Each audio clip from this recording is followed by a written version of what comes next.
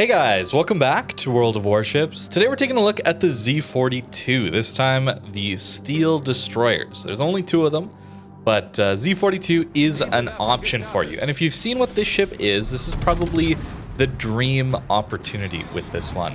If you're thinking about getting this ship, yeah, 6-kilometer hydro, fast cooldown smokes, and pretty nuts AP DPM. Those are 5k salvos every like 3.5 seconds. Kind of disgusting, don't you think? What this ship is capable of. Of course, this is the gimmick. This is the most powerful aspect of this ship, at least when it comes to winning games, cap contesting, that kind of thing. The short cooldown smokes do help us a lot when it comes to farming, but also just being ready for those opportunities where we're in a destroyer engagement. The unfortunate side is our hydros don't always match up. But it's still really, really strong. And in the meantime, we can always farm some battleships or cruisers when our hydro is on cooldown. At longer ranges, I did find these guns to be a little bit floaty. You can honestly think of this ship as having Schlieffen secondaries as the main guns. They're 105s that are German, and with that comes some nice aspects where we do have pretty nice pen, 26 millimeters of pen. I opted not to use IFHE here to get us up to 32 millimeters of pen just because the AP is really, really strong into battleships, as well as the high explosive just being fine enough into superstructures. It's not too difficult to hit superstructures at these ranges. Not really interested in getting myself extra range thanks to how floaty these shells typically are, and I'm honestly trying to maximize the AP here. That's really the bread and butter of this ship. And I found it to be very consistent AP, actually. Surprisingly so, honestly. I found myself expecting to get a lot more overpens than I actually did, or shatters, or non-pens, these kinds of things. And it's pretty good. Look at these salvos into broadside Schlieffens. Sure, they're broadside battleships, but a Schlieffen is a ship that has some awkward armor to deal with when you have smaller caliber like this. You're not necessarily going to be penning the upper belt of this ship at these medium to longer ranges. And if you're going to hit the superstructure, I'm just so used to overpenning superstructures of ships that it's a nice surprise to get all these full pens. So this DPM is very nice and usable. Of course, you do want to swap over to the HE sometimes, and that is going to help you light some fires every once in a while. And you could honestly just run with the IFHE and have a great time with essentially player-controlled Schlieffen secondaries. Unfortunately, though, the reload is not quite the same. Schlieffen gets around a 3.2 second reload base on those 105s, whereas here we're up over 4 seconds, 4.5 second reload base. So not quite the same DPM that you're going to see. It's still really good, mind you. Unfortunately, we don't have the best torpedoes either on this ship, so we are really mainly a gunboat. And since it's a larger ship, and the maneuverability is fine, but honestly, you have to give so much broadside with these guns to shoot them all. I don't see it as much of an open water gunboat ship, really. I think you're going to lose a lot of HP very quickly that way. So you're going to want to use island cover and these fast cooldown smokes. I found it to be really good, though, honestly. I found myself kind of wanting it on my main account. I haven't bought it yet on my main account. This is, of course, one of the CC accounts that Wargaming provides to community contributors, and that to make videos on, as we can get some nice footage here with the Z-42, but I might get it, honestly. It was that good. I found myself really enjoying it. Open water like this, look at how broadside we have to be to just shoot all these guns. It is quite difficult, and even only at 11 kilometers here, we have very, very floaty shells. So for the most part, I think this ship wants to be repositioning when you don't have access to that smoke or you're on the flank that the enemy team is running from. Honestly, you're going to want to look to cap contest early, as well as go to wherever the enemy team is pushing. That is where this ship is going to be the strongest. And that's pretty much the same for a lot of ships, but with this one in particular, just thanks to these floatier shells as well as these poor angles. Okay, this next game I have for you, we're going to get absolutely hounded by this enemy carrier. That's always a nightmare for a DD player. And the Z-42 doesn't have a lot of tools to really combat carriers. The main one being this smoke. Actually coming back quickly enough to hide us, for the most part, from the enemy carrier. That's really the main thing you have to deal with carriers. Other than that, you're just hoping he gives up after a while or gets bored or tries to go after a different target, something like that. But in this case, there's going to be a lot of blind drops against us. And I'm going to show you a little bit how I'm dealing with that. For starters, we're going to aggressively pop smokes just because we have quite a few of them.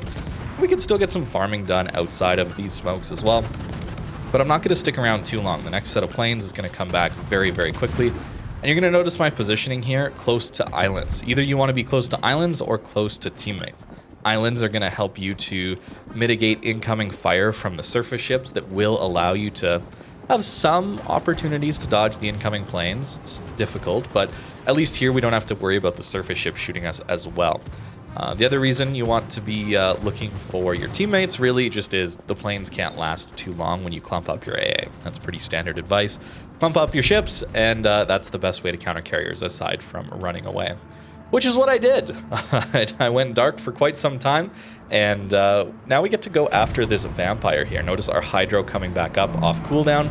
I wanted to wait until I had my hydro back, until I took this engagement for this very reason. Vampires can get a little bit aggressive with their crawling smoke as well as their 5.5 kilometer range hydro, but we outrange his hydro and have a fast cooldown smoke that allows us to essentially counter him very, very nicely.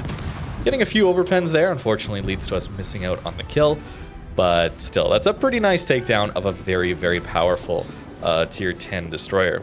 It's good. It's really good, this hydro, man. It's good in a lot of ways, not only for contesting caps and going after somewhat aggressive DDs, but there's a lot of destroyers these days, or some destroyers that have a sub 6 kilometer detection, and being able to use your hydro to counteract that better detection is honestly going to surprise a lot of people, I think. I found myself getting a few kills that way, or just applying a lot of pressure that way.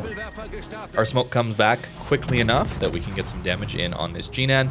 Since he's broadside and we have time to get on his flank, we're going to use that AP as much as we can. And there were times where I was shooting too much AP, I think. Later in this match, I tried to farm a Thunderer down. And at longer ranges, I wasn't actually hitting the superstructure consistently enough to get that AP pen in. So probably going with IHE would have been a little bit better. We're going to try and blind fire a little bit. We have enough DPM that we could do a little bit of that. More blind drops, as you can see. He's very focused on us this match, unfortunately. We do manage to find the Gnan here in the smoke, and we do want to take him out. This game is going poorly for our team, unfortunately, but playing a destroyer is often, you can do a lot of spotting, cap contesting, dealing with enemy DDs, and if your surface ships or your capital ships, battleships, cruisers just melt, there's really not a whole lot you can do about it, other than do, I guess, a fighting retreat, I think. But I think Z-42 is good, man. I really do. I think going into this, I didn't know exactly what to think about this ship. I found it to be just kind of okay when I initially tested it when it came out. And I didn't get it. I didn't end up getting it. But I think I enjoy this playstyle a little bit more now, realizing the strengths of these smokes here, as well as just the immense DPM this ship has. Probably played it more of a open water ship when I initially got it, if I had to guess. And that is not a great way to play this thing. Notice once we're in smoke here, we can do a pretty decent job of farming. But as soon as we're open water, it's just, you gotta go so broadside. The gun angles are a pretty massive weak point on this ship, I think. Unfortunately, we do take one of the carrier torpedoes, but we'll dodge the next set, thankfully. Don't worry, he'll be back. But yeah, here on the Thunder, probably should be shooting more HE instead of swapping back and forth between the AP and the HE. Just trying to light those fires more consistently. This is a situation where the IFHE would certainly help our damage output. Since we're not getting too many fires, we're getting some, but just being able to full pan a Thunderer everywhere would be a really, really good thing. But I found myself just enjoying going for the AP salvos a little bit more. Another blind drop, but we do get ourselves a torp hit of our own. The torps aren't much to write home about. They're just okay torps. You don't get very many of them. Their reload is fine. Damage is a little bit low. But we do manage to take out the Thunder, and we're left alone. And of course, we went on to win this game, right? Surely? Surely we went on to win it, right? No, we did not, unfortunately. But that's okay. 147k, not bad. You'll notice that I actually haven't been proccing Lucians in these games, and that's because I just totally forgot he existed for the first couple of games. So don't worry, we'll get Lucians on him, and that'll give us our nice little extra bit of DPM for 140 main gun hits. The problem with these smokes, though, is they don't last that long. So if you want to do any sort of team play here, like This Minotaur getting peppered by the enemy team and nearly taken out. I try to just drop a smoke here to help break his line of sight with the Schlieffen. I think that would be the only thing possibly spotting him. But they don't last very long, so I see the Minotaur actually turn up towards our smoke. I write in chat, there's only 15 seconds left. And I think I actually bait him into being too aggressive and then getting killed, so I apologize, Mr. Minotaur, for that. I didn't mean to. I was just trying to help you break line of sight.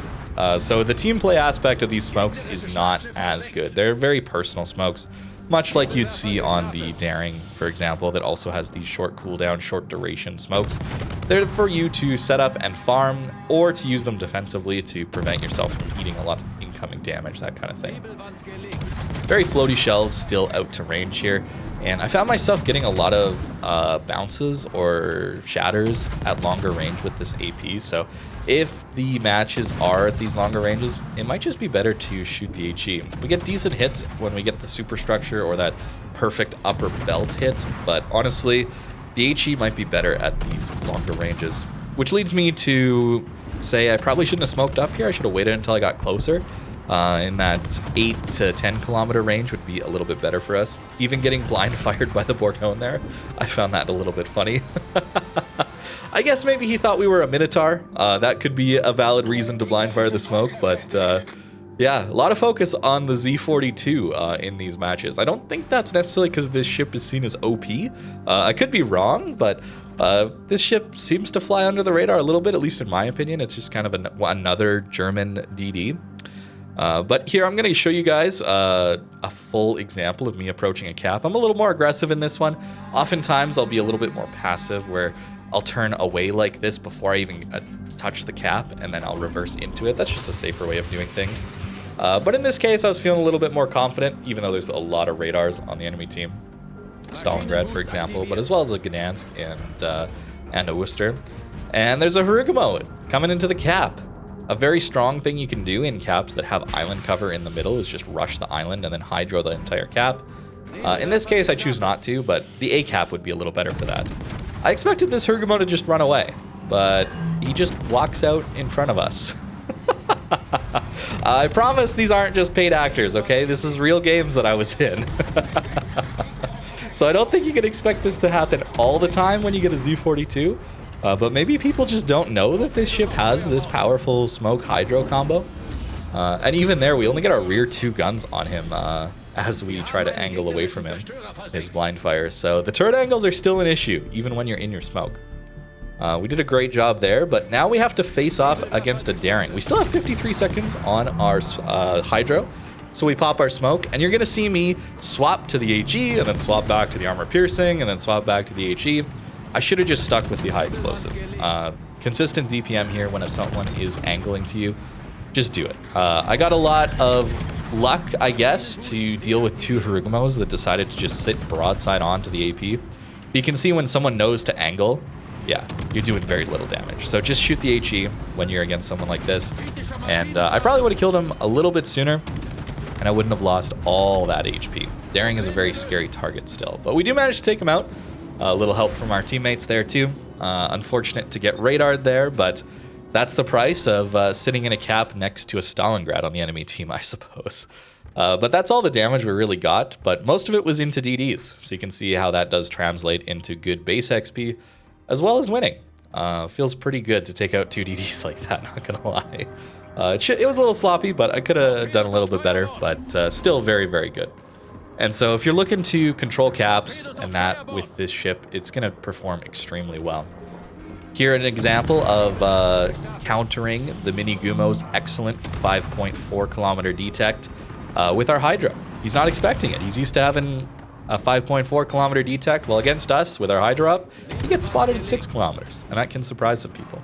Notice all those overpens from the Mini Gumo, even though he was broadside, right? So the AP is not going to do amazing against these really small DDs when they're broadside, so just shooting HE can be right most of the time. You're going after bigger targets, bigger DDs with that AP, and you're going to do a good job of dealing damage to them. But you can't get too greedy for it if they know how to angle, or if it's a really small DD like this one, just going to get a lot of overpens. Overall, though, I got to say, I really did enjoy my time playing the Z-42 here again. And the extra DPM that this ship does get over the Z-42 is very much appreciated, even with this similar gimmick of the hydro and smokes here, allowing us to take a little bit more advantage of it, even though we do have to go more broadside for it. Overall, I do prefer the fast smokes over just the regular German ones as well. The fast cooldown is really, really nice for repositioning, but just using them more aggressively because they come back so much quicker and you have more of them. It's really nice. The build that I was using looked a little something like this, just going for full gun build here. The torps, yeah, I mean, they're fine enough, I guess. Just, I wouldn't recommend speccing into them at all. They're just okay. But you're wanting to go for main guns for the most part. So still going a full conceal build here to give us that 6.2 kilometer detect. And that allows us to only have 0.2 kilometers to deal with, where we can't spot the enemy destroyer if they have better detection than us. And our hydro will spot them at 6, which is very, very nice. Survivability expert here giving us up to 23,000 HP. It's not a lot, especially given the turn angles. It means you're gonna die pretty quickly if you open water with this thing, or you get yourself in a bad situation. Even the smoke hydro combo can't get you out of a situation where you're caught in a radar, or you're just caught bow in, caught unawares, that kind of thing. You will take a lot of damage, but last stand should help you a little bit, preventive maintenance as well. And then the rest is kind of just going into damage and getting our consumables back quicker or helping them last a little bit longer. Extra heavy AP here, giving us that extra damage output from our armor piercing. That's why one of the reasons why we were hitting so hard is just the alpha there is so much higher thanks to this skill. If you do want to, you could take something like IFHE. You'd give up extra heavy AP and consumable specialist, I guess. Or maybe consumables enhancements and extra heavy AP. Give you IFHE, and then maybe you go grease the gears. Or if you want something to allow you to know when people are shooting at you, incoming fire alert. There's different ways you could build it, certainly. But Lucian's is definitely a very, very good commander for this one, just because he procs his reload buff here whenever you have 140 hits. So on a ship with lots of small guns that reload very quickly, it's not hard to get that 7.5% reload. And every once in a while, we're actually going to get the heal buff as well. So getting 3 spotted ribbons gives us a little heal. Hey, I'll take it, especially on a DD like this one, where you're probably going to be trading some HP away at the beginning of the game if you are going for those cap contests. The armor here isn't anything, right? So sometimes DDs at this tier have extra armor plating that allow them to shatter some destroyers, HE, that kind of thing. Elbing, for example, here with 25, but you can even see that with like a gearing, for example, just a little 21 mil plating, shattering some of the HE at this tier for DDs. Z-42 doesn't have that, so anything that hits you is going to be doing some good damage to you. Just keep that in mind. And maneuverability-wise, it's okay. But again, I still want to focus more on those smokes that are just really nice for setting up to farm a little bit, or just helping you to get away, using them defensively, trying to stay alive, preserving your HP. It's really solid for that. So there you go. That is the Z-42 in 2024. I gotta say, I like it. It's a pretty solid DD, and a nice example of that German Hydro Cap Contester DD. It's quite fun to play. So let me know what you think in the comments down below. Thank you very much for watching, and I hope you have a great rest of your day.